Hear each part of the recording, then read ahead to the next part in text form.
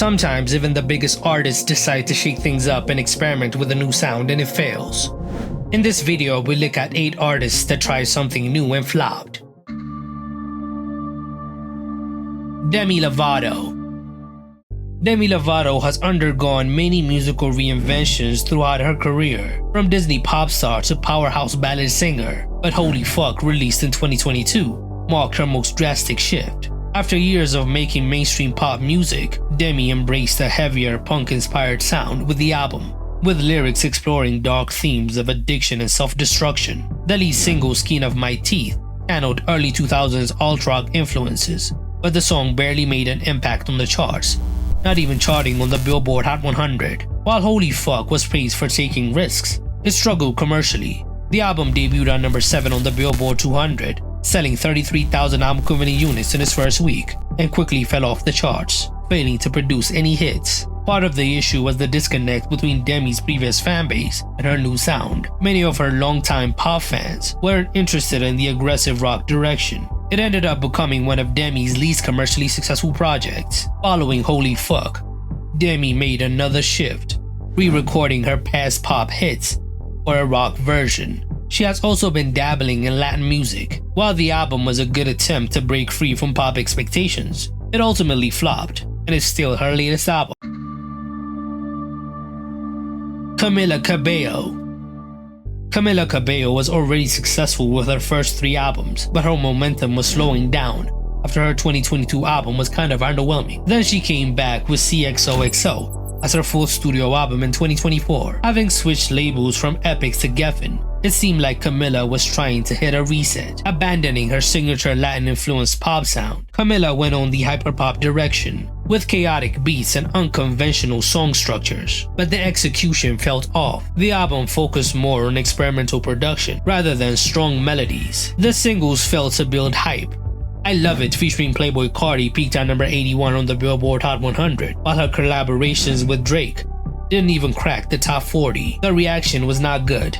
Critics were not impressed, with many pointing out that XOXO felt forced, like she was trying to catch the hyperpop wave rather than creating a natural evolution in her sound. Fans who were used to the polished pop hit didn't really like the album's glitchy, unpredictable production. Commercially, it became her worst performing album to date, debuting at number 13 on the Billboard 200, with just 36,000 units sold in its first week, becoming her first album to miss the top 10. It's cool she tried something new, but the album flopped. Miley Cyrus. By 2015, Miley Cyrus had successfully shed her Disney image with the blockbuster success of Bangers, but rather than continue down the mainstream pop path, she went in a complete opposite direction with Miley Cyrus and Her Dead Pets, a 23-track psychedelic rock and experimental project produced by the Flaming Lips. The album, which was surprise release after the 2015 VMAs, shocked fans with its lo-fi production and bizarre release strategy. The biggest problem was the album was a drastic change from the polished sound of Bangers. Songs like Do It featured heavy distortion, while tracks like Baby Talk had unusual song structures. The album had no official promotion and wasn't released commercially initially, so many casual fans didn't even know it was released. Critics praised Miley's artistic risk-taking, but most listeners found the project unfocused. The album did not chart on the Billboard 200, and not a lot of information is available on its actual sales.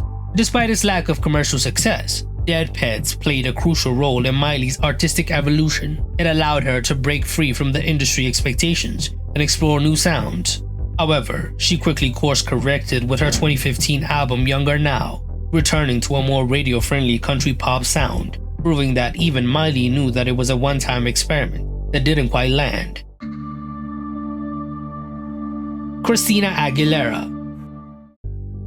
Christina Aguilera had already proven herself as one of the most versatile vocalists in pop music, seamlessly shifting from bubblegum pop to soul to even hip-hop influences.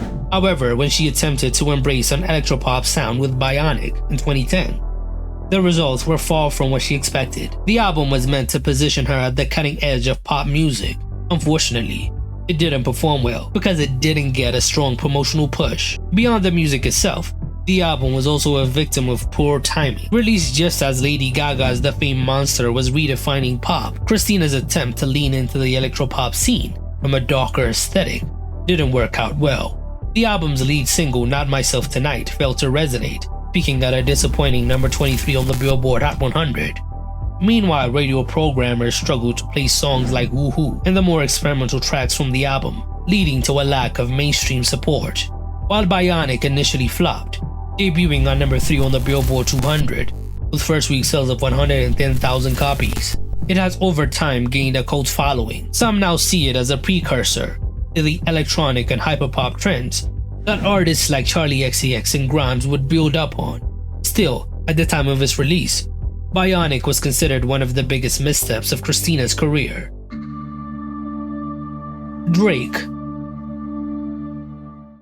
Drake is no stranger to blending genres, having experimented with dancehall, Afrobeats, and R&B. However, his most divisive switch came with Honestly Nevermind in 2022, a surprise release house and dance album that left many fans confused. Instead of the rap-heavy bangers and emotional R&B tracks he was known for, Drake delivered monotonous dance songs, inspired by Deep House and Jersey Club. The album was very polarizing. When it was released, it received mixed reactions, most of it negative. Some critics praised Drake for stepping outside of his comfort zone. Tracks like the intro Falling Back felt uninspired, and the project became a flop in his discography. It debuted on number 1 on the Billboard 200, with 204,000 album equivalent units, which was low by Drake's standard. The only rap song on the album, Jimmy Cooks, became the standout hit, which proved that the experiment failed. Drake reacted to the backlash, saying people would get it over time. I still don't get it. In the end, Honestly Nevermind wasn't career-ending, but it remains one of Drake's most hated albums. Lady Gaga. By 2013, Lady Gaga had already established herself as one of the most innovative and daring pop stars of her generation. However, after the lukewarm reception of art pop, she made a shocking left turn by releasing Cheek to Cheek, a collaborative jazz album with Tony Bennett. While the album showcased Gaga's undeniable vocal ability, it was in a different lane from the electronic pop anthems that had made her a superstar. The project felt more like a passion project, rather than a strategic career move, and it didn't click with her pop audience. Although the album debuted on number 1 on the Billboard 200, with 131,000 copies sold in its first week, it was Gaga's lowest sales numbers at the time. The album didn't produce any radio-friendly hits, and received minimal mainstream attention. While critics praised Gaga's versatility, fans who had been expecting another Bad Romance or Poker Face were left disappointed. The album quickly faded from public consciousness, making it one of the least commercially impactful projects of her career. While Cheek to Cheek didn't do well commercially, it was a great experiment. She rebounded in a big way with Joanne and A Star Is Born, proving that she could balance reinvention with commercial appeal. However, it remains a divisive album in her discography. It highlighted her artistry, but failed to resonate with the masses.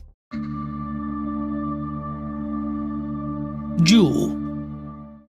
Jewel was one of the defining singer-songwriters of the late 90s, known for her introspective folk pop hits like You Were Meant For Me and Foolish Games. Her debut album Pieces of You was a massive success, selling over 12 million copies in the US. However, by the early 2000s, she decided to shift gears. With 2003's 0304, she abandoned her signature sound and tried an electronic dance pop style. The lead single Intuition did generate some attention, but longtime fans were baffled by the sudden change, and the album's overall performance was underwhelming, selling just 144,000 copies in its first week, which was considered low at the time.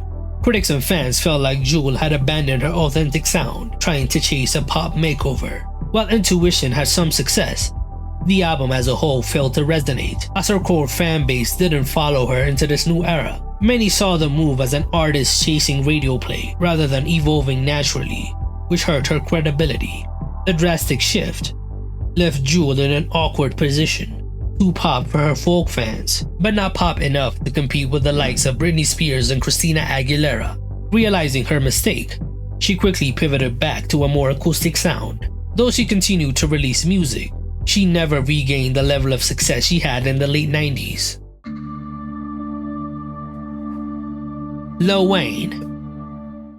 By the late 2000s, Lil Wayne was arguably the biggest rapper on the planet. After the massive success of The Carter 3 in 2008, sold more than 1 million copies in a week, and spawned hits like Lollipop and A Milli, Wayne could have easily continued the momentum with another rap project. Instead, he shocked fans by announcing Rebirth, a rock-inspired album that leaned heavily into electric guitar riffs and auto-tuned vocals. The album was a drastic change, with Wayne fully embracing a pop-punk persona. Unfortunately, the album was not well received. Critics called it one of the worst albums of the decade because of its messy production and Wayne's comically bad vocals. And despite the album being certified gold, it is one of his least impactful albums. Even fans who appreciated Wayne's innovation struggled with the album's sound. Wayne quickly moved on from the experiment, returning to rap with I Am Not a Human Being and later with The Carter 4, both of which performed way better. While Rebirth did produce the semi-successful single Drop the World, it remains one of his most polarizing projects. Which artist that tried something new and flopped did I miss? Tell me in the comments below.